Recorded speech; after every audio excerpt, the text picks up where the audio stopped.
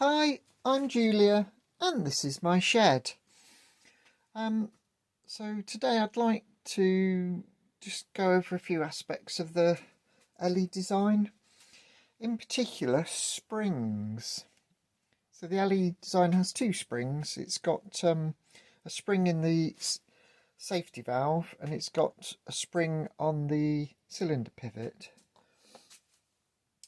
And today really I want to talk about the cylinder pivot spring and why it's quite critical to getting a loco that runs really well and doesn't waste steam. So this is the Ellie I'm working on at the moment, and I had to I made some mods to the cylinder which involved removing the cylinder from what they call the standard, this main part of the engine body. And to do that, you undo your lock nut and the main nut. All these springs and washers come off, and then you can remove the cylinder. So I'll just show you that on this part finished one.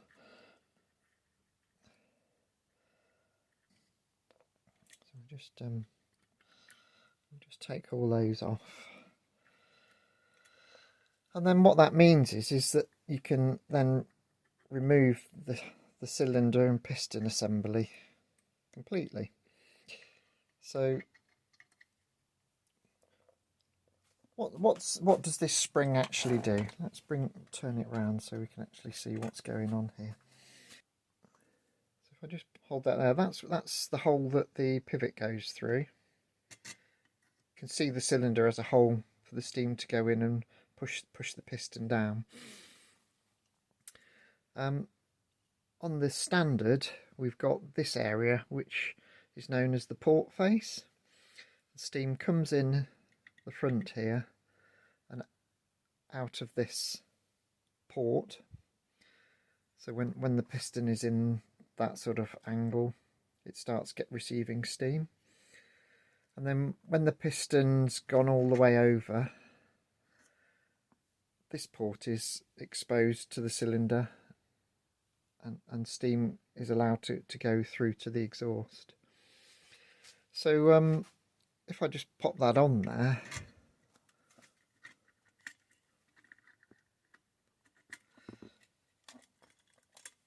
and just leave that flopping around, what you can imagine is if I put 40 psi in here, what's actually going to happen is that the piston's going to be pushed away from the port face. I'm exaggerating here, but so you get the point that steam can now just go off to the air. And if you look at some of the running in footage that I've done of the other Ellie, you'll see that there's quite a bit of steam escaping from this area. I'll see if I can find some footage to put into this video, but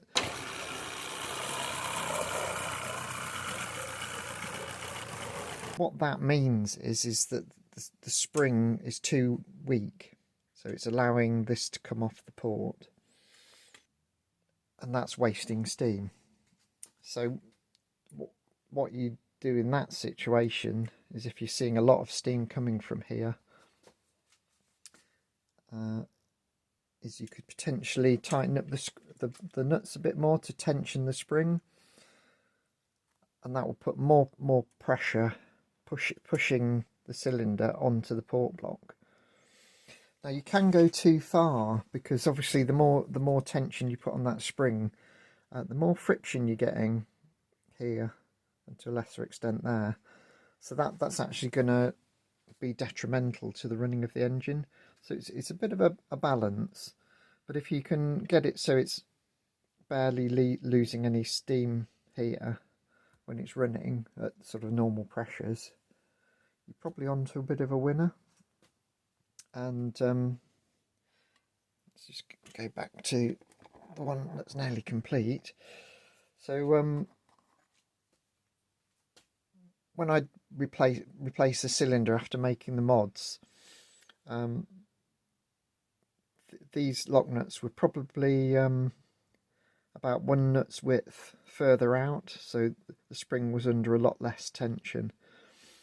And what I found was it would run, but there was a lot of steam escaping from this area. Now, there is another reason why you might have steam escaping here. If you've just newly made the loco and this port block hasn't worn in, you know, sometimes you get a bit of irregularities in the port face. So it's worth doing this once you've run the loco for a little while, you know, a number of runs, so everything's a bit more worn in. But anyway, I digress. But so with the first run with the new cylinder mods, this lock nut was about here, so there wasn't much steam pressure, and I was losing a lot of steam from this area. And it's, with the cooler weather now, it's quite obvious to see the steam. You know, you see steam coming out of the steam separated downpipe. You see steam coming up the chimney, and then you see steam here, and that's really, the steam here is wasted steam, so you want to minimize that. So what I did was I thought, well, I'll just try tensioning this up just by 1 nut width, so it's not a huge amount, probably only 2 or 3 mil. Ran it again, and I wasn't getting any steam coming out of here at all, or just a vague wisp.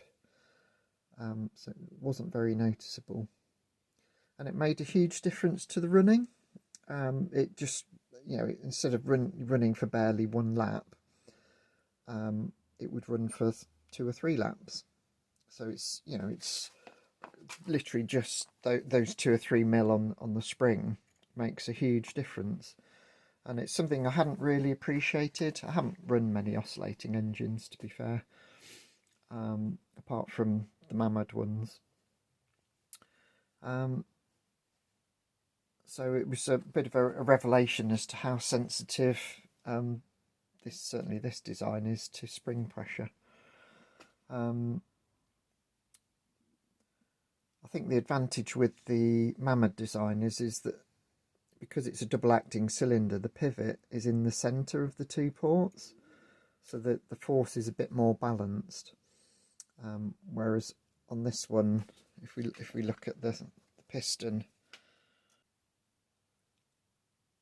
the top of the cylinder's here, the pivot's there, and then the bottom of the cylinder's right down here. So there's a wear face here and the port face there. So it's a bit more unbalanced. So I don't know if that makes it more sensitive. It's possible. But I don't know if you just saw how little effort it takes to move the loco. So there's not much friction there. And if I pull this off, yeah, it just does take a little bit of force. But it's not enough to, you know, and obviously we've got lots of oil there to help. And this is where the steam oil comes in. It does lubricate that face and sort of does reduce the friction. I think yeah. So that was the first thing that I wanted to cover.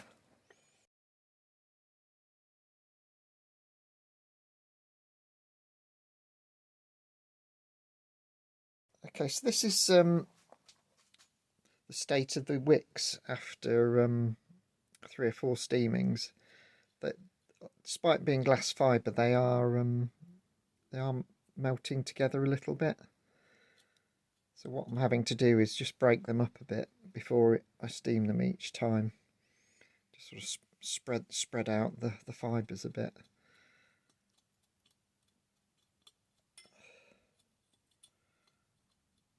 So we get a better flame. I had thought that this glass fibre wick would last a bit longer, but it does seem to be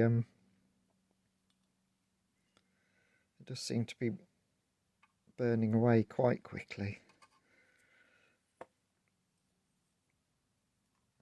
And obviously this is a Meths loco, and it's running. The Meths is burning through the wicks. So with Meths locos,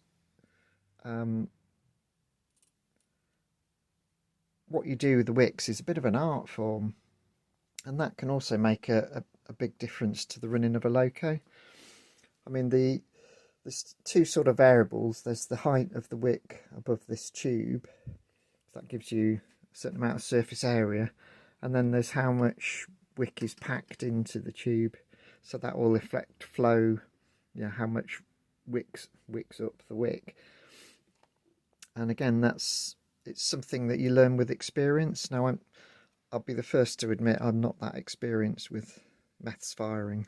I've got these Ellies and I've got one other loco that's Meths fired, and that uses a totally different type of burner. So yeah, so that's something to bear in mind, that with gas it's kind of, unless you've blocked a jet, it's kind of fire and forget really. It's quite easy and quite controllable, whereas with wicks and Meths there's a lot more variables and there's a lot more trial and error, I guess, really, where you need to work on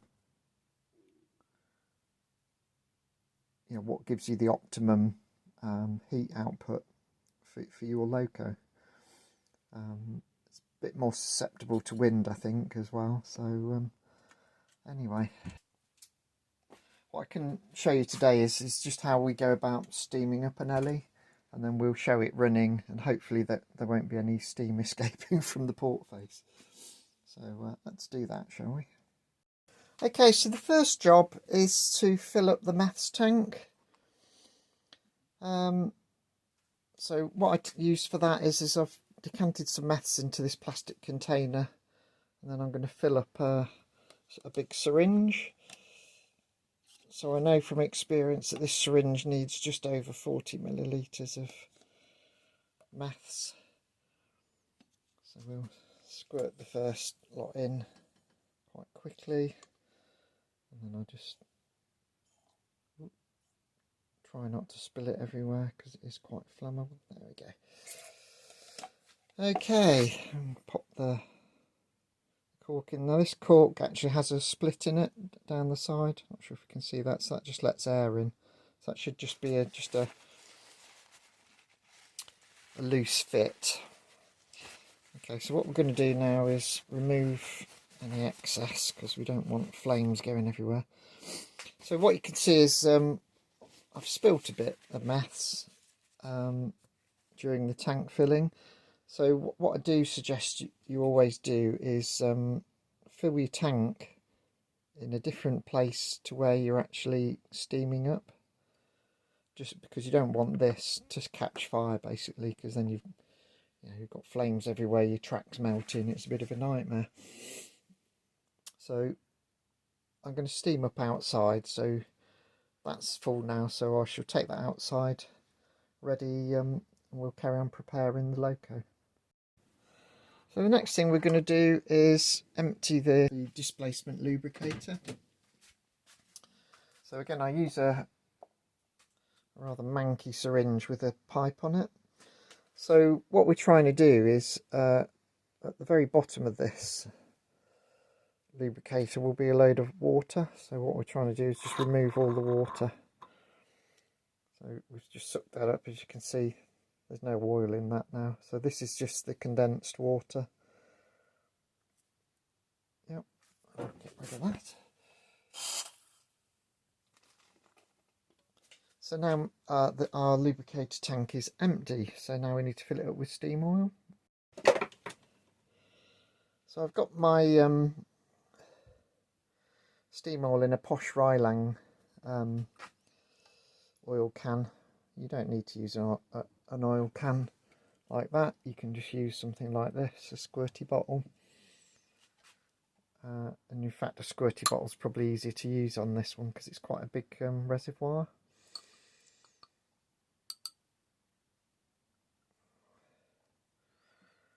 So we'll just keep pumping away. It's quite cool today, so the oil's quite viscous. Oh, there we go. So it's just it's not quite up to the top. You need some room for the cap. So we'll pop the cap back in. Now this has got an O-ring to seal it, so It doesn't need to be particularly tight, just sort of hand tight. While I've got the steam oil in hand, I'm just going to pull the port face off very slightly, put some oil in there. So that'll give us some initial lubrication when we first start off. And I tend to put a bit of this steam oil on the gears as well, just up from the top. That's the steam oil. I've got a small precision oiler, which is just a can with a blunt hypodermic needle on the end. So we need to just go around the loco and just put a drop of oil on all the moving parts.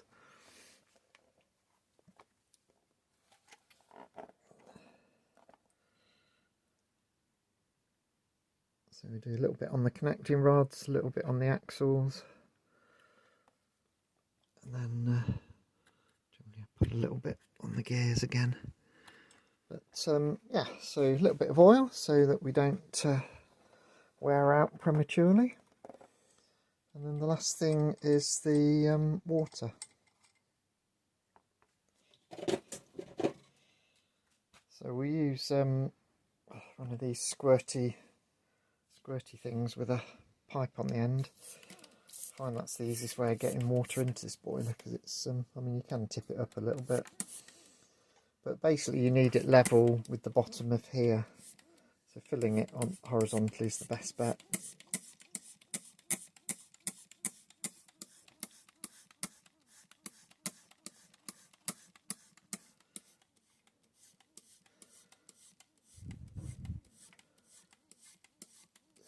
It's quite a big boiler for a garden railway loco, so hence you can get some quite long running times.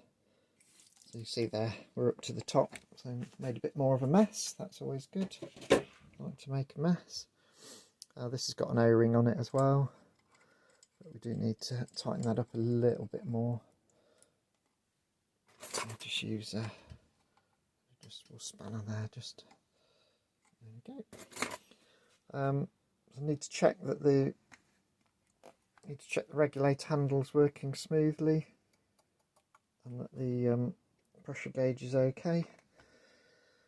Right, so we're now ready to start steaming up. Let's go outside into the fresh air. You need some fresh air anyway, didn't you?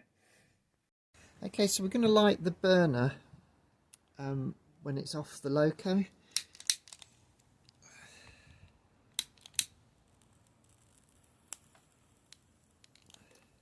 So I'll just let that burn for a second just to get going. There's a lot of heat coming off that. And then what we do is we just drop the loco on top until these can pop through.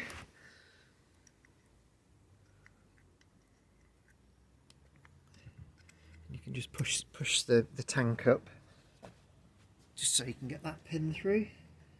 And then we'll just make sure we're on the tracks, which we are now. So I'll just make sure the regulator's closed.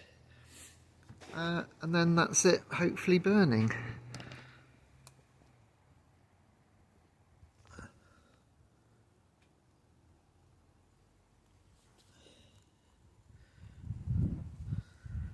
So it's quite windy today, so you do have to sort of protect it from the wind. So it's just quite cold and windy today, so it's taking a little while to steam up. What you should be able to hopefully can see now is the pressure gauge has moved off the stop. So we've probably got about 15 psi there at the moment. So we'll just let it, I don't know if you can hear that, it's sizzling a bit as well. So there's a bit of water on top of the boiler, that's starting to sizzle. You're getting the odd wisp of steam popping out from the various parts, so you know things are starting to happen. So now we're up to 30 psi on the gauge, and definitely getting a bit of sizzling going on. So yeah, that's a good sign. I'll let it get a bit higher before we first run, so there's plenty of residual steam available. Okay, so we're at 45 now, so we'll give it a run. on the very first steaming, I'm going to open this. The steam's going to go through the pipes into the lubricator around to the piston. By the time it gets to the piston's cold, so a lot of that steam will turn to water. So what you'll see is that I'll have to give it a bit of a push and put a bit of downwards weight on the loco just to get the wheels to spin round, just to clear that initial water, and then after that it should run nicely. So let's see how we get on.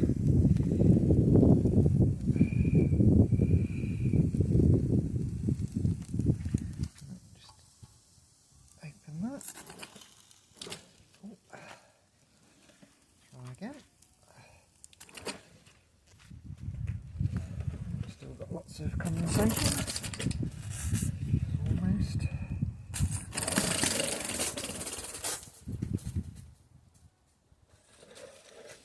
See, it's nearly clearing.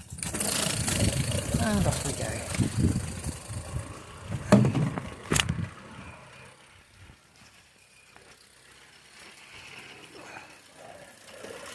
You can see, hopefully you can see there's no steam coming out of the cylinder port face. It's just coming out the chimney. Oh, just get my camera mount.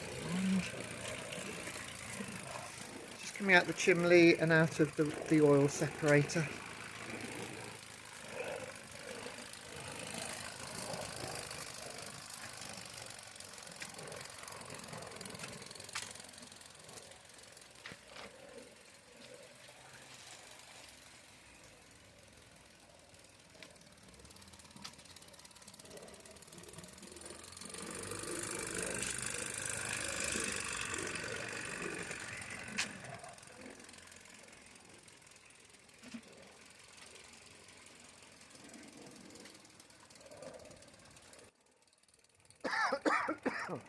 Oh, excuse me. See, we're slowing down a bit now, so we stop.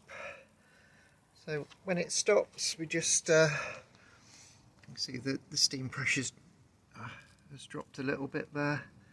Not sure if you can see that. So what we'll do is we'll just close the regulator, give it a minute to steam back up. I think my wicks are a little bit small now, so we're not quite generating enough heat. It's also very cold and windy today, so not great running conditions. Not sure if you can see, but that's rain. So I'll let that steam up again and then we'll carry on. So the weather is getting worse here actually, but we'll carry on. The joys of outside broadcast. So we're pretty much back up to 45 again, which is enough to carry on. So now the cylinder's a bit warmer, we shouldn't get quite so much condensation. Off we go.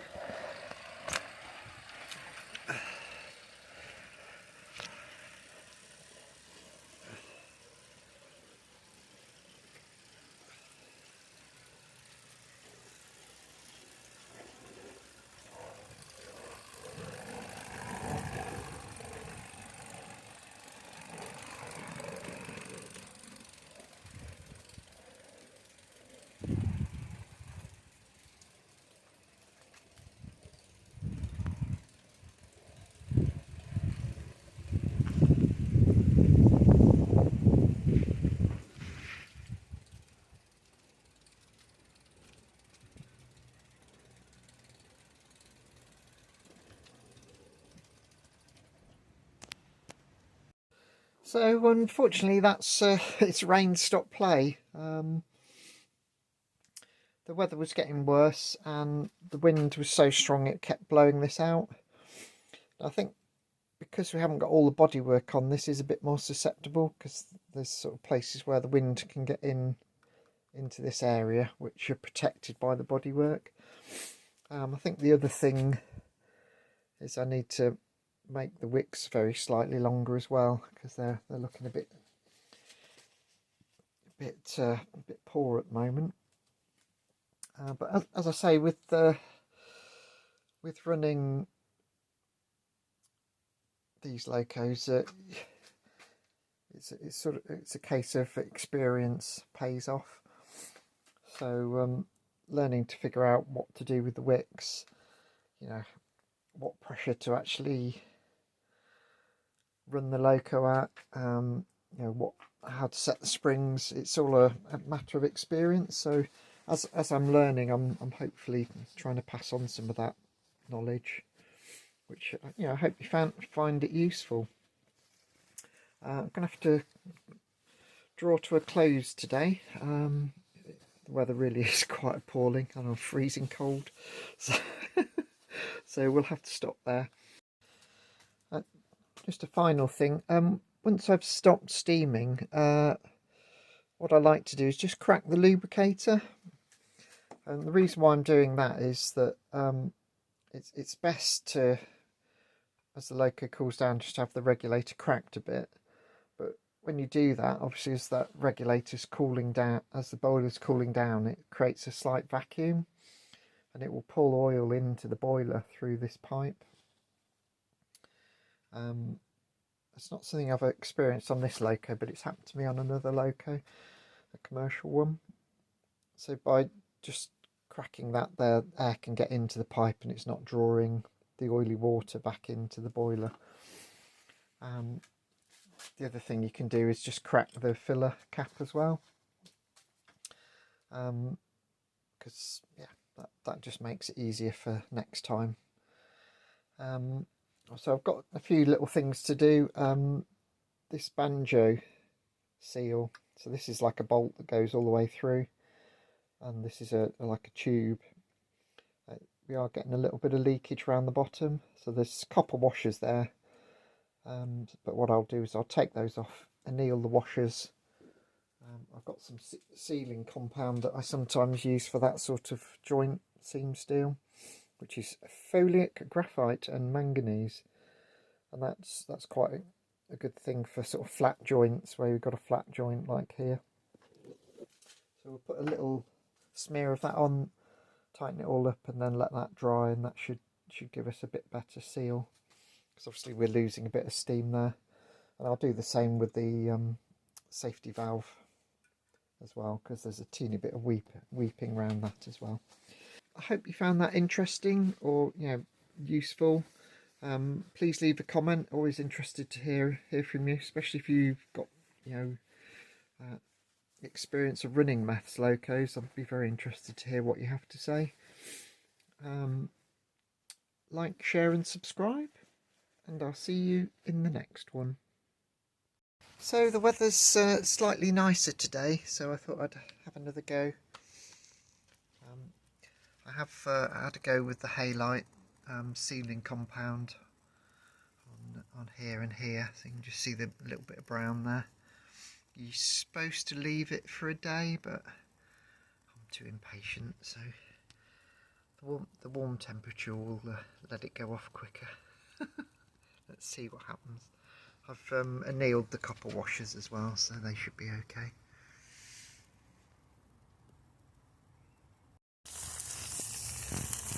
Possibly overfilled the boiler very slightly. That's the safety valve lifting.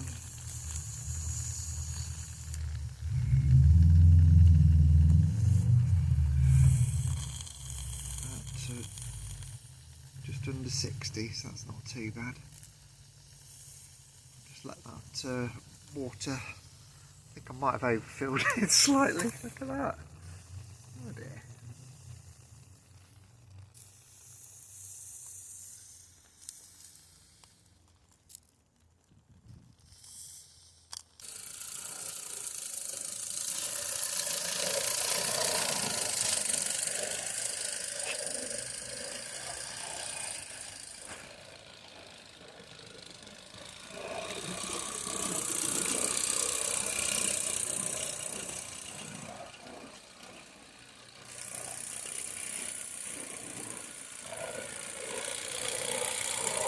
Oh, it's running really nicely now.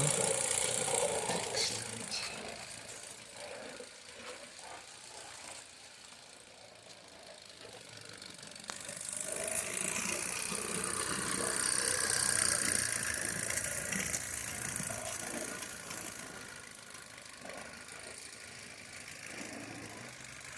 The throttle is barely open at the moment, so I'm just going to...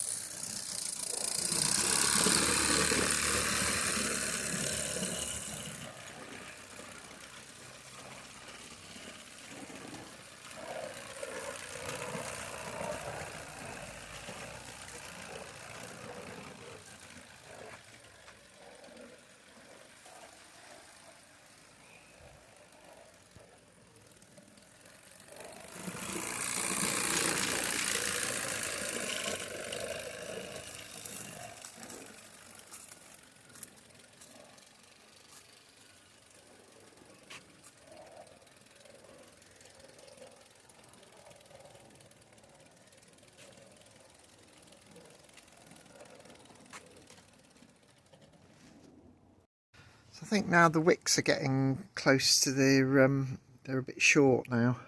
So we're not getting quite as much heat, so I'm having to stop a bit more often to build up pressure. But we're still on the same run effectively. We seem to be back up again, so let's see how many laps we get through this time. Try and pop that up while I give it a little...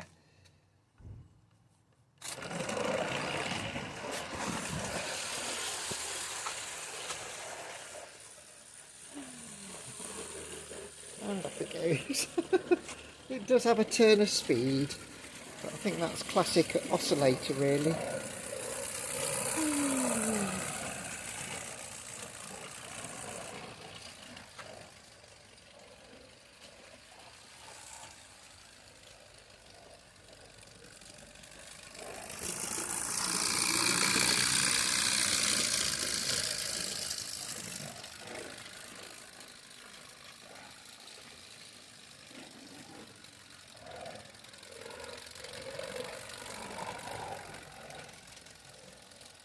In case you're wondering, both my lighters stopped working, so I'm using the catering torch at the moment to light the burners. It's a bit better in windy conditions as well, but slight overkill.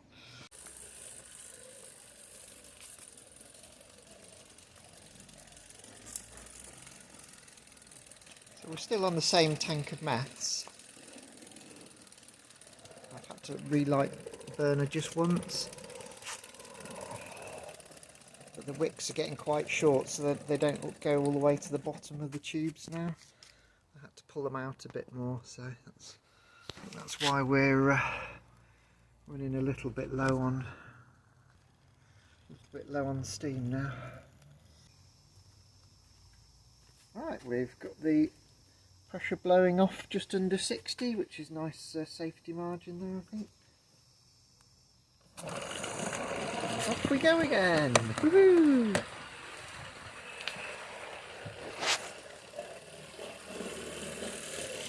It likes running at 60.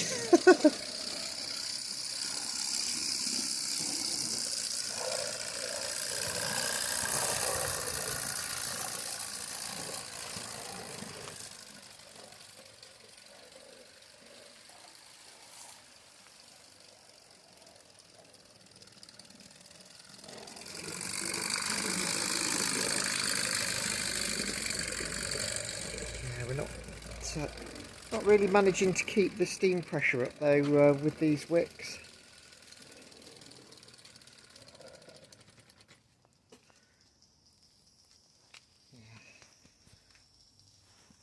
As I say, if anybody has a lot of experience with running with Meths, please leave a comment, because I'm very much a beginner. But I'm quite pleased now. There is a tiny bit of seepage there, but not massive amount, so I think this loco really just needs a clean up now, and we'll get the bodywork on, and that's it finished, I think. Which will be a second loco finished, which is not bad for me, because I'm a little bit ADHD, so I'm quite easily distracted. But anyway, let's see if we can get another run out of this before the Meths runs out.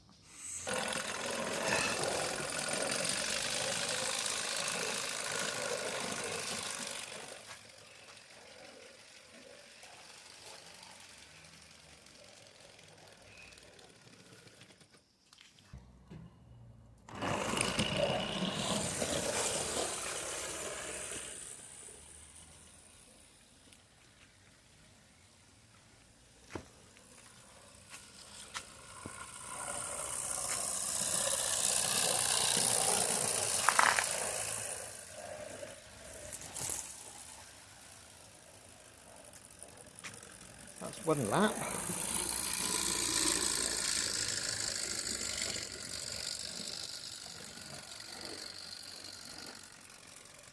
Barely got the throttle cracked at this point.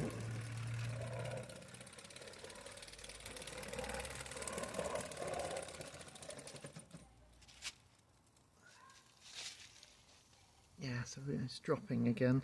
So yeah, a little bit more experience required on Meths firing, I think. But anyway, there you go. So I hope you've enjoyed this. It's just a bit of bonus extra footage with the cylinder mod, which is here. This is the new end cap and the smaller little end, or big end rather. As you can see, it is running really good now. My resealing of these two parts has worked well. There's just a bit of liquid dribbling down the chimney occasionally, but overall pretty good. So I'm really pleased with how this loco's gone. Anyway, please leave a comment, like, share and subscribe, and I'll see you in the next one.